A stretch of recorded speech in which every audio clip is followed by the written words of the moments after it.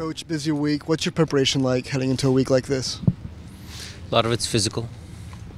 There will be some, tactical work thrown in there as well. But, the most part when you're having 3 games in 8 days is a physical preparation. Nice to see Ruidíaz out here today. How's he doing? Training in full. Training in full.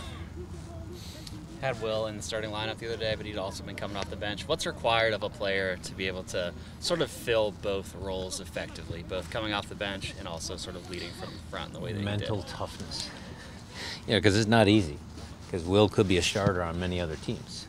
And so how does he, adjust? He actually started a lot of games for us when we went to MLS Cup in 2017. So how does he kind of keep himself fit, sharp, all of those things? That's the physical side, but it's the mental part that's challenging. Some guys do it really well. Other guys have challenges, struggles. The other half of that is, and this is why we love Will, is he continues to press, because in his mind he still thinks he's going to start. So that's the kind of guy you like to have on your team. How do you keep him happy and sort of deal with that dynamic, given that he has proved it? Good conversations. Good bad conversations. They're kind of included, because when I need to give him bad news, he accepts it. He gets upset, but he accepts it, and then he goes out and works hard.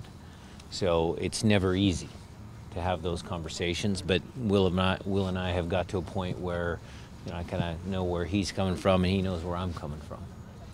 Given your goal for this year, is that overall a theme for the team in terms of the good-bad conversation, them focused in what the team's trying to achieve this year? I believe that since I started, it's my belief that it is all about the team.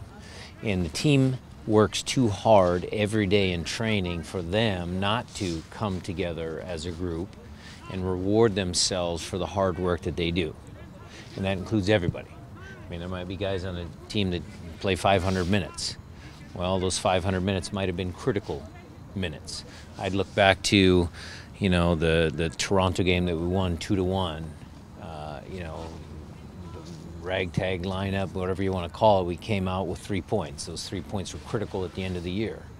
So whether you play a lot, the game against Orlando last year, we went down and put some guys out there, and they contributed to another 3-point victory. So it doesn't matter when or how your minutes come, you need to be prepared, because it is a team sport. And I would always, always encourage them to stick together. Are there any adjustments that you tell the team when Will plays up there instead of Raúl? Is there maybe different The only adjustment was because Will's movement in the box is good, Raúl's movement in the box is good. We just had a little bit bigger body, a little, he's maybe better in the air than Raúl. So, that was the only adjustment. At halftime we said, hey, don't forget about Will putting balls in the air, early crosses on the floor, yes, are effective, but Will's able to head balls in as well. He scored some good goals with his head for us over the years, so that was the only talking point. How did you assess his overall play? I loved Will's performance. Thought it was good. He did work on both sides of the ball.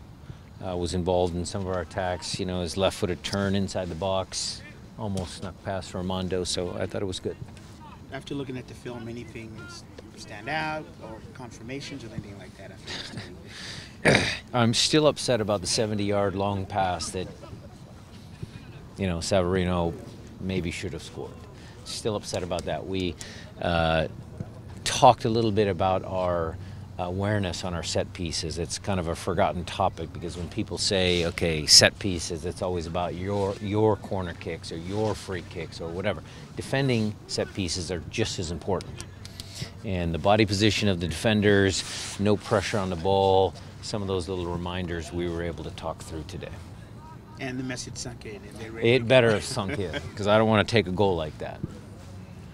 Colorado, you had some success obviously earlier in the season. What do you see them? They're struggling obviously right now for results, but obviously Colorado is a tough place to play. Look, it's another desperate team. It's too early in the year for you guys to see teams that may have given up, or they know they can't make the playoffs, so it might be an easier game because they're only playing for personal pride. MLS is such We know it all too well. You can start off slow and continue. RSL is a prime example of that, and Colorado's no different. You know, they will be a desperate team. They will be at home.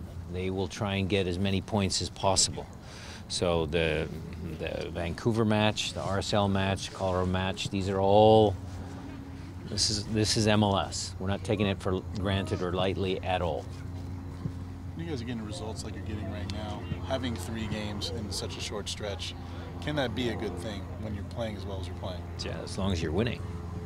I mean, you collect, 9 points in 8 days. That's pretty good. That's pretty good. But there is, a lot of nuances that go with that. It's not as easy as I make it sound. They will have to put it in. We will have to manage minutes for players, and it'll be a tough stretch.